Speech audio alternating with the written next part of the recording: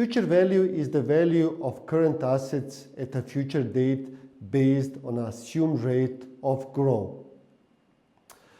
Future value, as we have explained, it is a technique that measures cash flows at the end of some period, of a project in most cases.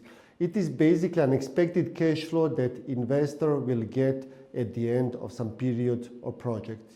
Each cash flow is obviously compounding until the end of the project. At the end of the project, the investor will get not only the principal but also the interest.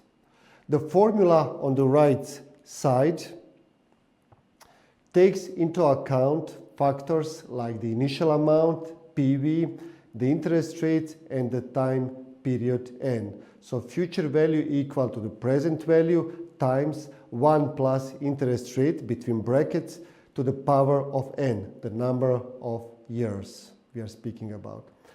Let's take a look in the following simple case study to demonstrate the way it works in practice. So future value of $100 invested at rate of 6%. If you invest it in a deposit, cash deposit, $100 at an interest rate of 6% per year, what is the value of the investment at the end of the first year? So the step one, it is the formula, future value equal to present value times between bracket 1 plus interest rate to the power of N, number of the years. If we put the numbers there, 100 times 1 plus 6% exponential 1, which is $100 times 1.06.